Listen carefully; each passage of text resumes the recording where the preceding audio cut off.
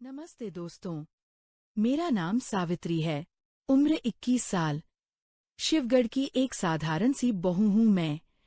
लेकिन लोग कहते हैं मेरी मदहोश आँखों, इन रसीले होठों और मेरी इस लचकदार चाल में कुछ ऐसा जादू है जो सीधे दिल तक छू जाता है और सामने वाले के अंदर तक एक अनजानी सी सिहरन लगा देता है।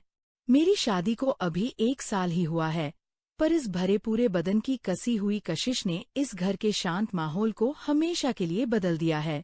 मेरा यह रसीला और मांसल शरीर, मेरी पतली कमर और जब मेरा पल्लू कंधे से बार बार सरकता है तो देखने वाले की सांसें वहीं थम जाती हैं। शिवगढ़ का मौसम यूं तो हमेशा शांत रहता था, पर जनवरी की एक ऐसी बर्फीली और घने कोहरे वाली रात आई जिसने हमारे इस बड़े से पुश्तैनी मकान के भीतर सस्पेंस और एक अनजानी तड़प का ऐसा खेल शुरू किया जिसकी कल्पना किसी ने नहीं की थी। आज मैं आपको अपनी जिंदगी की वही सबसे गहरी, अनकही और रोंगटे खड़े कर देने वाली दास्तान सुनाने जा रही हूं, जिसे सुनकर आप भी अपनी सांसें थामने पर मजबूर हो जाएंगे। मेरा बदन किसी ढली हुई मूरत जैसा है जिसे इस चढ़ती जवानी ने बड़ी फुर्सत से तराशा हो। 21 साल की इस उम्र में मेरा अंग अंग पूरी तरह से भरा पूरा और गठीला हो चुका है। मेरी कमर इतनी पतली और लचकदार है कि जब मैं झुकती हूँ तो मेरी सूती साड़ी के नीचे की गहरी नाभि साफ अपनी मौजूदगी दर्ज कराती है। मेरे भारी और गोलाकार नितंब जब मेरी चाल के साथ डोलते हैं तो देखने वाले का दिल पूरी तरह बेकाबू होने लगता है। उस रात मैंने एक गहरे लाल रंग का बेहद कसा हुआ ब्लाउज पहन रखा था जो मेरी तनी हुई छाती और उभरे हुए अंगों को बड़ी मुश्किल से छुपा पा रहा था। मेरे लंबे काले बाल खुले थे और मेरी गोरी पीठ पर कोहरे की नमी के साथ बलखा रहे थे। वहीं दूसरी तरफ थे मेरे ताऊ ससुर बलवंत सिंह।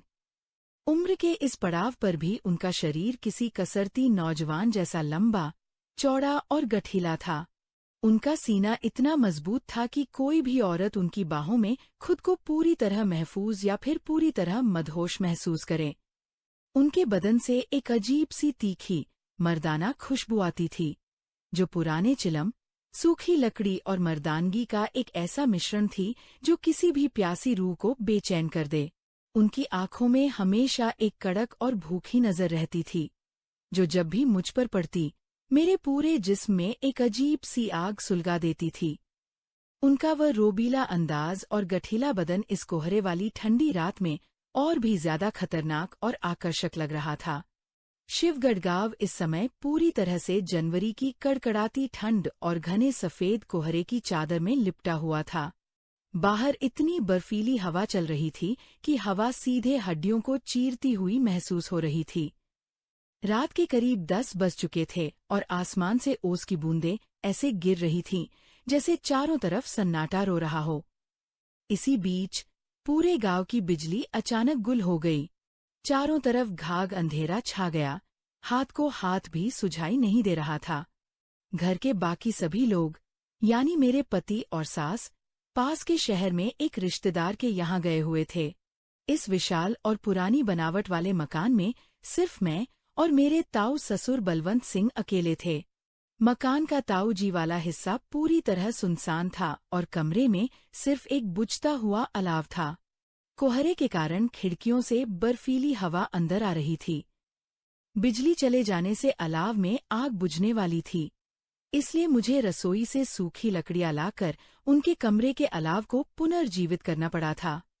पूरे घर में एक अजीब सी खामोशी पसरी हुई थी, जिसे सिर्फ बाहर चल रही बर्फीली हवाओं की सरसराहट ही तोड़ रही थी।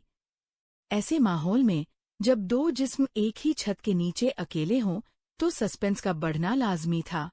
ठंड से मेरा पूरा बदन कांप रहा था। मैं ताऊ जी के कमरे में दबे पाव गई थी।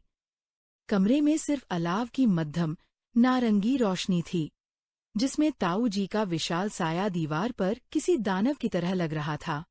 सावित्री, बहुत ठंड है, अलाव में लकड़ियां डाल दो, बुझ गई तो जम जाऊंगा, उन्होंने अपनी कड़क और भारी आवाज में कहा, लेकिन उनकी आंखों की भूखी नजर सीधे मेरी पतली कमर पर टिकी थी, जहां से साड़ी का पल्लू थोड़ा खिसक गया था।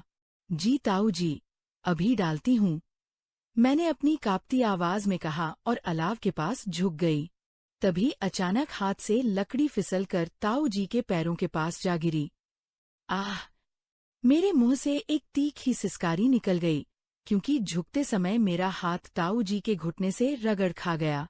बलवंत सिंह जी ने बिना एक पल गवाए आगे बढ़कर मेरी कसी हुई कलाई को मजबूती से दबोच लिया।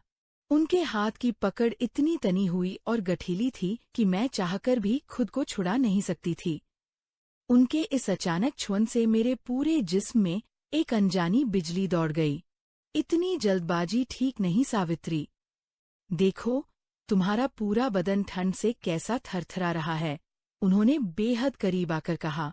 उनकी सांसों की गर्म तपिश सीधे मेरे चेहरे और गर्दन पर पड़ रही थी। उन्होंने अपनी दूसरी बाह मेरी पतली कमर के गिर्द कस ली। उनके खुरदरे और मजबूत हाथों का वह एहसास मेरी नाजुक त्वचा पर इस कदर रगड़ खा रहा था कि मेरी आंखें मदहोश होने लगीं। मैं अंदर से पूरी तरह बेकाबू और बेचैन होने लगी थी, पर शर्म और लोकलाज के मारे कुछ बोल नहीं पा। ताऊ जी, छोड़िए, ये ठंड का मामला बहुत गहरा है, आप संभाल नहीं पाएंगे। मैंने हांफते हुए अपनी कमर को थोड़ा पीछे खींचने की कोशिश की, जहां उनके हाथ का दबाव बढ़ता जा रहा था। बलवंत सिंह जी ने मुस्कुराते हुए मेरी कलाई को और कस लिया। उनकी आंखों में एक अलग ही सस्पेंस था। सावित्री, आग जितनी ठंडी और बेजान हो, उसे सुलझाने का मजा उतना ही ज्यादा आता है। तुम अभी नादान हो। तुम्हें नहीं पता कि इस कोहरे वाली रात में जब तक अंदरूनी गर्मी बाहर न आए, तब तक चैन नहीं मिलता। पर ताऊ जी, घर के किवाड़ तो बंद हैं, पर संस्कारों के दरवाजे खोलना ठीक नहीं। कोई देख लेगा तो बवाल हो जाएगा। मैंने अपनी भीगी पलकों को झुकाते हुए कहा, जबकि मेरा मांसल बदन उनके चौड़े सीने से लगभग चिपकने को बेताब था। बाहर चाहे कितना भी कोहरा हो बहू, पर जब अंदर की तपिश सुलगती है तो अच्छे अच्छे बांध टूट जाते हैं। इस अलाव में जितनी गहराई से लकड़ियां लगाओगी, आग उतनी ही मीठी और रसीली मिलेगी। बस सही जगह पर सही जोर लगाना आना चाहिए। उन्होंने मेरी कलाई को थोड़ा और मरोड़ते हुए कहा, जिससे मेरा भरा पूरा सीना उनके ठीक सामने आकर तन गया। कमरे की वह मध्यम रोशनी अब हम दोनों की बढ़ती बेचैनी की गवाह बन रही थी। बलवंत सिंह जी का वह मांसल और गठीला हाथ अब धीरे धीरे मेरी पीठ के निचले हिस्से तक पहुंच चुका था, जहां साड़ी का कपड़ा मेरी त्वचा से पूरी तरह चिपक गया था। ठंड के इस मौसम में भी मेरे माथे पर पसीने की छोटी छोटी बूंदें चमकने लगी थीं। मेरा गोरा और भरी पूरी काया इस समय डर और तड़प के एक अनोखे मिश्रण से सुलग रही थी। जब उन्होंने अपनी उंगलियों से मेरी रीढ़ की हड्डी को धीरे से सहलाया, तो मेरे मुंह से एक दबी हुई आह निकल गई। मैं बुरी तरह कांपने लगी। उनका वह मर्दाना अंदाज मुझे अंदर तक झकझोर रहा था। कमरे का तापमान जैसे अचानक बढ़ गया हो। हवा में एक अजीब सी मदहोशी घुल चुकी थी। मेरी पतली कमर में एक अजीब सी लचक पैदा हो रही थी, जो मुझे बार बार उनके और करीब खींच रही थी। वह मुझे अपनी मजबूत बाहों में दबोचने ही वाले थे कि तभी अचानक घर की छत पर कोहरे के कारण किसी पक्षी के टकराने की जोरदार आवाज हुई। सस्पेंस और डर के मारे हम दोनों एकदम से अलग हो गए। मैं हाफती हुई दीवार से जा टिकी और वह अपनी शर्ट के कॉलर को ठीक करते हुए गहरी सांसें भरने लगे। रात के 12 बज चुके थे।